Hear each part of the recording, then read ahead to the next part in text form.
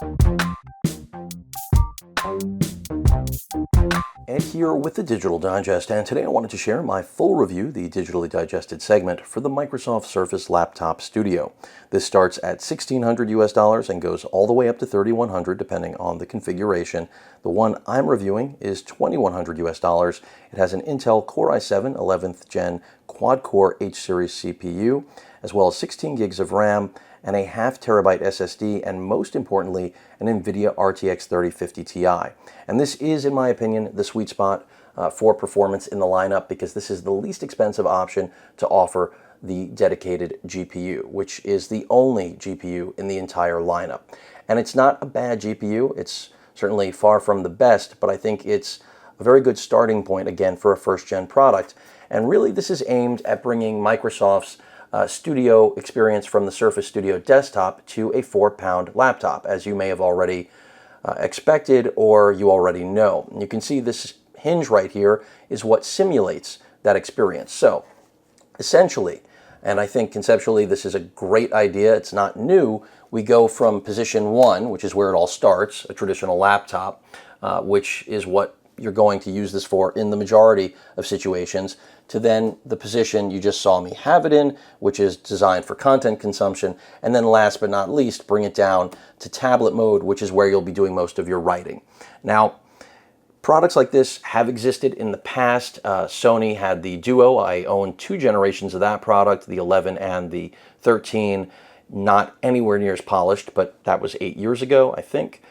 Then the Sony Flip, which was more similar to this, and right now Acer has the Concept D easel, which is also very similar, but nowhere near as attractive to the majority of users because, well, this is Microsoft, this is Surface, and there's a lot of marketing and branding that goes into this. Now, that's not the only reason. It's also because this is incredibly well made, albeit expensive for what you're getting. This is, again, a really good starting point. We've got Thunderbolt 4, which is critical, just like the Surface Pro 8, about time. This is Microsoft's first generation of products to support it, whether you're going to expand your internal storage with an external NVMe drive, like the ones right there in the background in front of the Sony cameras.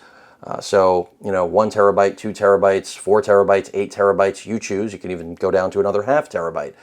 The point is, you can do that now using this. You can also incorporate docks, so you can turn this Surface Laptop Studio into really a workstation using docks like the ones I've covered before. These are 2 of my favorites. The pluggable right here, which gives you a tremendous amount of I/O, and this is all using a single Thunderbolt 4 cable. This is a Thunderbolt 3 dock, but remember, Thunderbolt 4 is backwards compatible. So you get all of that I/O. You can connect multiple displays. You won't have any issue with peripherals.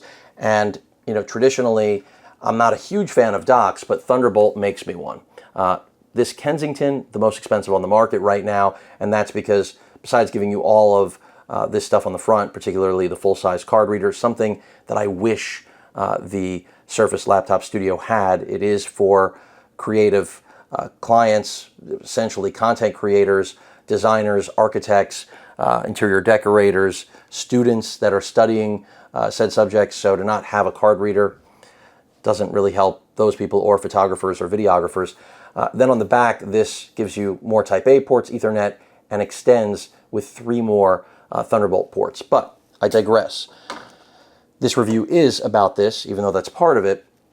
This is a really good starting point. It's expensive, but I think this is the best product of its kind. So when I mention products like the Sony products as well as Acer, they all were attempts that ended up going awry. They were given up on. I mean, Sony isn't even in the laptop business anymore. Vio is, they have a small percentage of ownership there, but Vio is a tiny morsel of what it once was. They still make really high quality products, but of course nothing like this in the lineup, although they do have a pen and touchscreen enabled laptop on the horizon. It's actually coming out this month, towards the end of the month, which is exciting, and it'll be more expensive than this, I assure you. They make Surface products look inexpensive, but no one else is really doing anything quite like this. So, first and foremost, the pen does not come with it. This is that Slim Pen 2, which has been a major part of the Surface Pro 8 and, of course, Surface Laptop Studio launch. $140 separately. Pen input on here is good. It has the haptic feedback. I would say this is better than the experience with the Surface Pro 8 simply because you have a larger display to ink on. Now, for note-taking, just like the Surface Pro 8, I think it's ideal. And I think that for artists, you know, Microsoft is trying to push that for artists, this is going to change the game. I don't think it's going to change the game. I think it's another really good option. I think what will change the game is Microsoft introducing the studio concept to a laptop. So not really where they're at with the pen technology, which of course is N-Trig, after Microsoft acquired it years ago, being developed and really flexed to the max. And I think with the haptic feedback, although it works in a very limited capacity, it is a nice touch. I mean, I didn't do any real inking demos with the Surface Pro 8, but here I feel like is where it is absolutely is going to be used. I wish they would have included it. I think that at its price point, it's a must-have for this device. And it magnetically gets stored under the machine. And if you don't know how to put it in, this is kind of also the really cool part. If you keep getting it wrong, it will eventually just auto-correct. I mean, it's one of those things, I didn't get it there on the first time, but it just snaps in. It didn't snap in there either. There it goes. So, and that's what I'm talking about with the auto-correct. So it's somewhat idiot-proof, not completely. You see, as an idiot, I missed both times initially, but I eventually got it. Now, if you're wondering why the screen looks the way it does, it's because I have the brightness cranked all the way up. If I step it down, it's going to have better contrast, but you're also going to see something on camera, what you're watching on screen, that you will not see in person, which is part of the panel tech. This is common across different panels. Now, the 14.4-inch IPS panel they're using here, again, 2400 by 1600 res, is a really nice panel, and color accuracy is greatly improved. This is part of the theme with the entire refresh, both in the Surface Pro as well as this introduction, is higher quality displays, much higher brightness. This is 500 nits at peak, which is what you were looking at blown out before, and also 120 hertz options. So if you want to run this in 120 hertz refresh, you can. It's ideal for inking, gaming, scrolling, but battery life, it will set you back roughly an hour, you know, plus or minus 10 minutes, I would say. And if you're wondering about battery life, this thing does well. It's not going to break any records. We're talking about 8 hours. And again, if you're, that's with the 60 hertz refresh rate and not maxed out on brightness, of course. Using it at 120, again, you will lose an hour of battery life. It's just the way all devices work these days when they have 120 hertz options. Even my Gen 2 and Gen 3 Samsung Galaxy Z Fold, same exact thing. So it's just part of the rub with 120 hertz panels. But it is a really nice display. I would have liked to have seen an OLED, but I'm a little bit more forgiving here than I am with the Surface Pro because this is a brand new offering, and I think over time it will happen. But when it comes to color accuracy, as much as Microsoft has improved, I still think because this is so content creation centric, it really should have had 100% DCI-P3. I mean, I have gaming laptops I review that have that. So for Microsoft not to, on a machine centered around creative clientele and specifically content creation, photo, video editing, and design work, it really should have that. It's just obvious. But it's still a very good display. I don't want anyone to think that with me saying that, it isn't a good panel. Also, touchscreen input is good. Windows 11 has been tweaked to better suit that. If you want to take the display from 60 hertz to 120, you will have to dig in. By default, it's 60 hertz, also like the Surface Pro 8.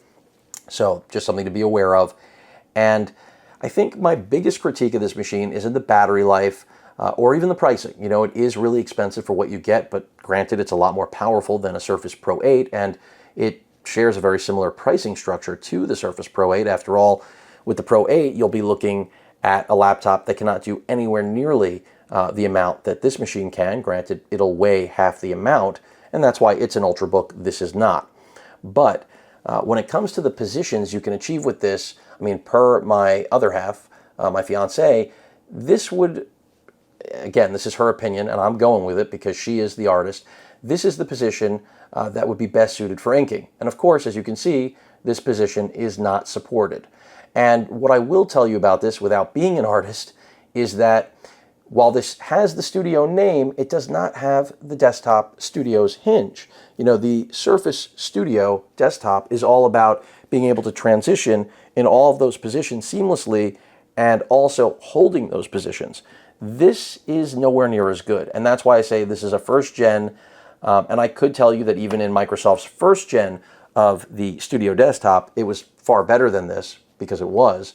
Hopefully this will be refined over time. So again, the prospect of using this, you can also, flip it around and be showing a client something on your display. If your work does call for that right now, you have that ability, which is nice as well. Of course, you won't see anything. And I showed this in my update also.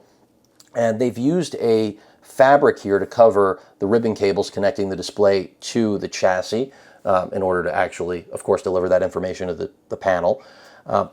The keyboard is excellent. The trackpad is arguably the best in the business. I mean, outside of Apple, I think Microsoft has the best touchpad, trackpad you're going to get on Earth right now.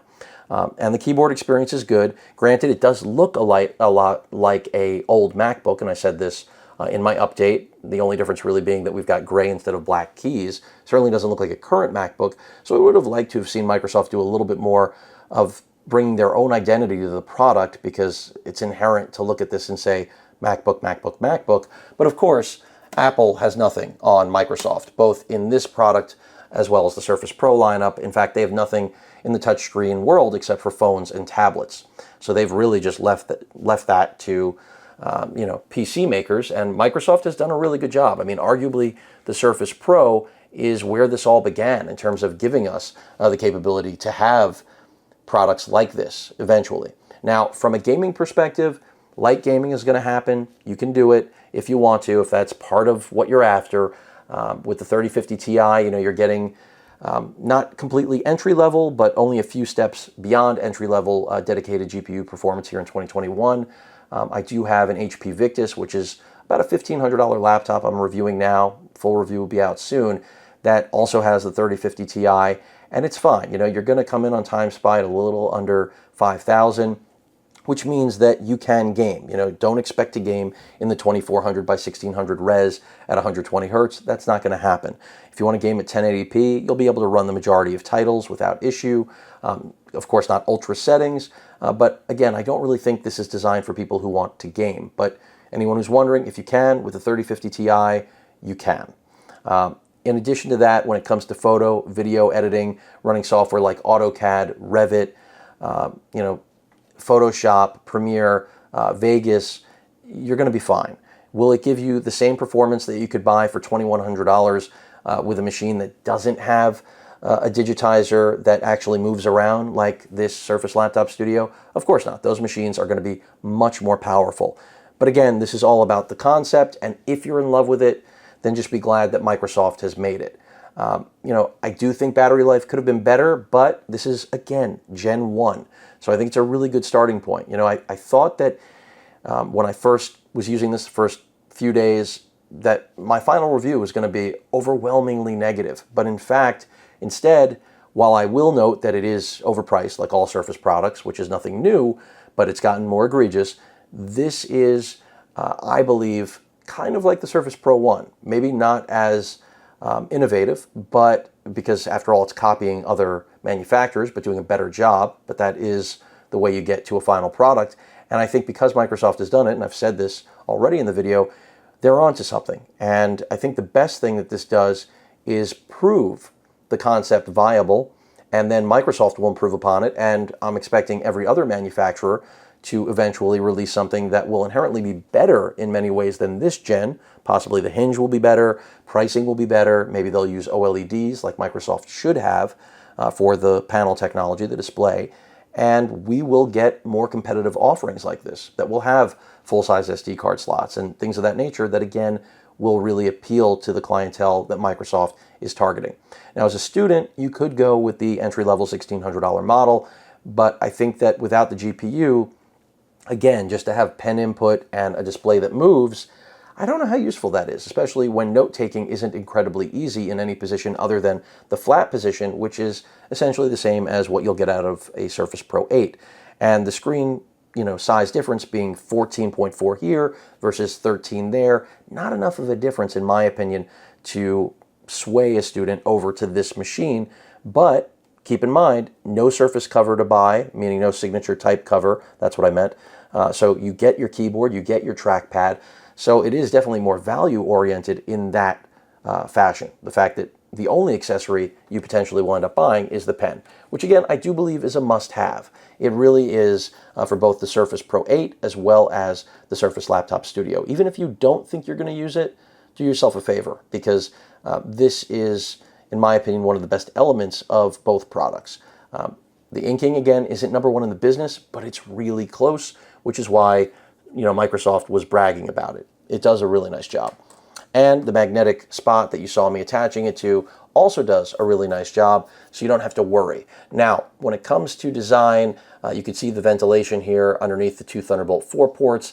It stays quiet for the most part, by and large. But if you're gaming or doing anything really intensive, the fans will start to output, no question.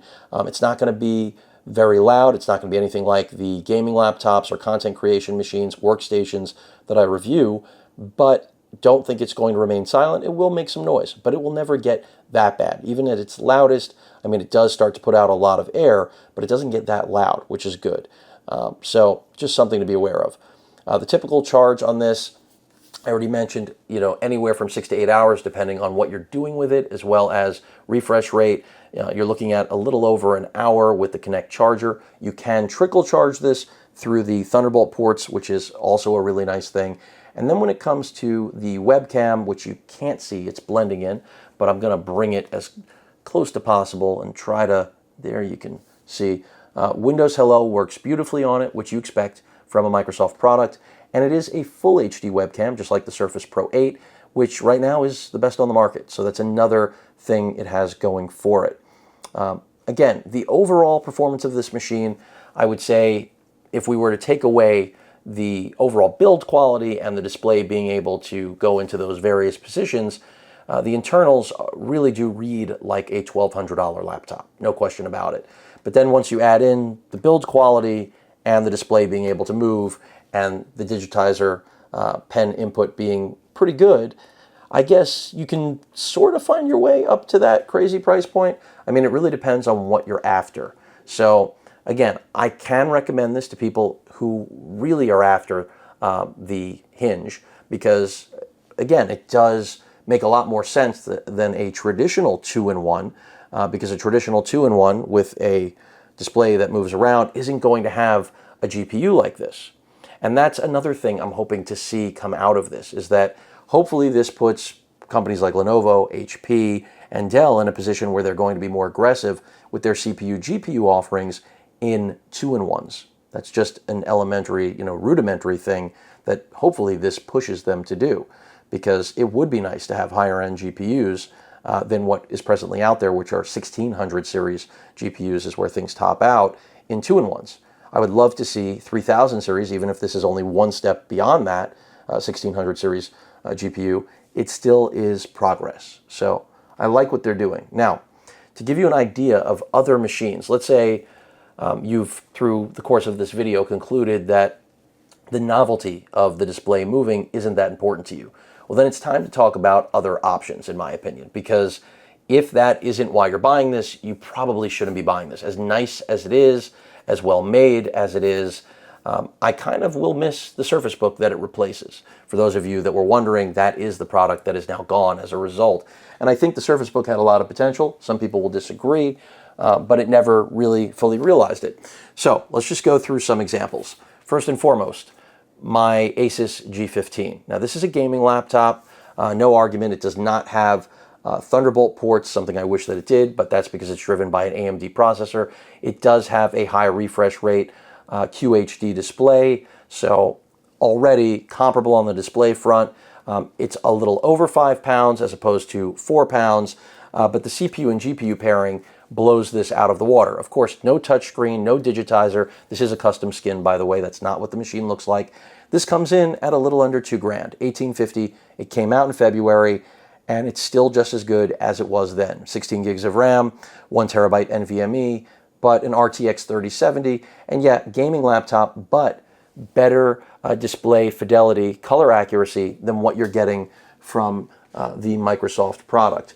I'm going to move away from gaming and take you to Lenovo's Thinkbook line. I've got a Thinkbook 14S, okay, which is more comparable to this 14-inch display, The beauty of this little guy is that it has an 8-core processor. It also, no digitizer, so again, we're not in a world where we have a display with a pen or even touchscreen input, but this has a 2K, 2.5K OLED panel with a 90 hertz refresh rate.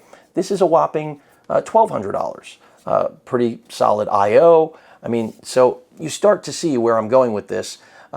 If we go up in size, and this laptop has been on sale for under $1,400, the big brother has a 16-inch display and an RTX 3060 with an 8-core CPU. So performance just getting stronger and stronger. Build quality here is excellent. No touch input, but Lenovo does have some touch input, 120 hertz. The IdeaPad that is out. Hopefully I'll be reviewing that soon. I'm just going to keep stacking these up because we have a lot of options here. So let me go ahead and put those to the side. And these are affordable. They look good. They're built well. A little more branding than the Microsoft, but you see where I'm going. As I continue, I mentioned the Victus. The Victus is a gaming laptop, but it's not ostentatious, nothing gaudy about it. Build quality is okay. It's not amazing. It's pretty much all plastic. But when you come to internals on this, again, right there with Microsoft, we have a 3050 Ti. This is a much larger laptop. Again, no digitizer. And I think you see the point, is that what I was saying before about the hardware being in the league of a $1,200 machine, the Victus really rings true on that. Again, more powerful processor, nowhere near as good a display. It's not high refresh rate. So that's another thing to point out. But let's say you wanted something thinner that does have high refresh rate, excellent build quality. You have the 7i Slim. Now this is a gaming laptop, but even though it's a gaming laptop, you really would never know based on what it looks like. Again, much more powerful CPU, much more powerful GPU in the 3060, no touchscreen, but again, a high refresh rate as well as highly color accurate display on this. And this is still going to be significantly less. You're looking at around $1,400 or $1,500 and maybe $1,200 on sale. And this is a really slim machine. Again, the recurring theme is no digitizer. Now I could go on and on. I've got other machines. The Omen 15 is another one, again with a CPU-GPU combo that beats this up. This is only the 3060 build, but again, really budget-oriented. No digitizer.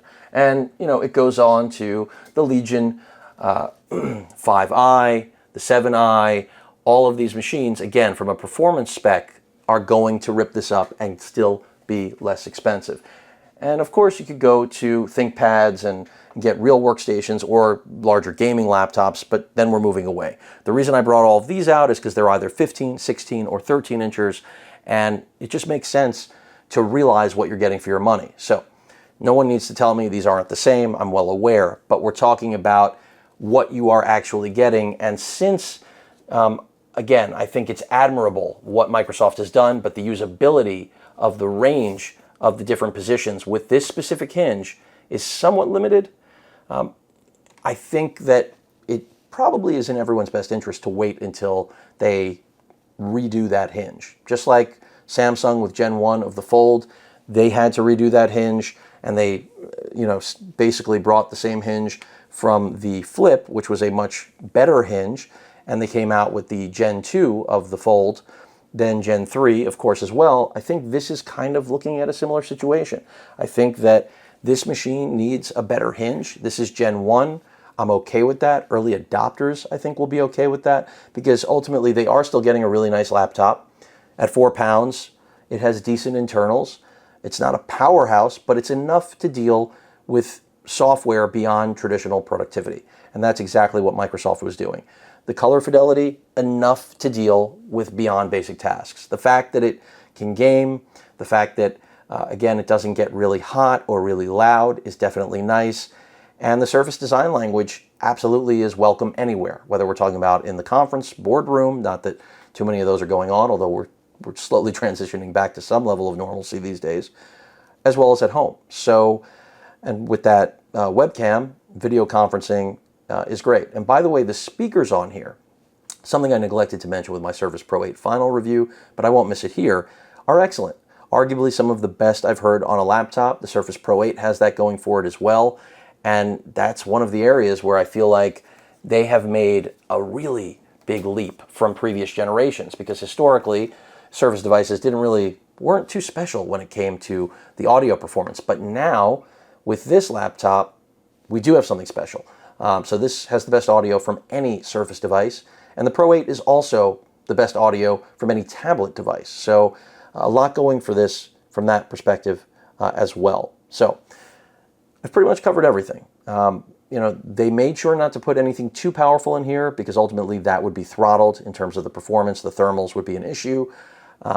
Pricing is definitely more advantageous than the Surface Pro 8, but you just have to make sure you're getting the right one. Again, I don't recommend the models underneath this, because I really think this is only completely realized with the GPU. And hopefully that's abundantly clear at this point. Pen input is great. Same experience you'll get out of the Surface Pro 8. It's not game-changing, but in a laptop like this, it could potentially be, especially if you do think you're going to be using the display in those different positions. Again, it's all a matter of perspective. I think it's a great starting point. I can't wait to see where this goes for Microsoft and the competition, because this is going to revitalize the entire concept. And I think that's the beauty of the Surface Laptop Studio. We certainly want to get a better hinge, and hopefully we eventually will. And maybe a little bit better I/O. I mean, the Thunderbolt 4 is fantastic to have, but at this price point, and the fact that this is a 4-pound, 14.5-inch laptop, I think we could have a card reader. I mean, Microsoft was always really good about that, and it seems like times have just changed. But overall, really nice product. It performs well. Not much to dislike, except hopefully improvement on the hinge mechanism, and hopefully eventually an OLED. But overall, again, great build quality and one of the best trackpads out there, no question. And it doesn't hurt that the revised pen has a place to live, even though it keeps going where it's not supposed to. There it goes where it is, and it really lives there well. So I like this product, no question about it. It is very expensive, but here, unlike the Pro 8, I feel like you are getting a little bit more for your money, because it is a brand new product that literally was just put together top to bottom. So this isn't a redesign, folks. Brand new offering. So you are getting something unlike anything on the market. Even if previous generations of things similar have existed, none have been this good. So great starting point for Microsoft. They've got a ways to go to really own the Studio name, to really apply it to this. But again, a really good starting point. Any questions or comments, please feel free to post them. Hit that like button. And as usual, please feel free to subscribe, and please stay safe. Later.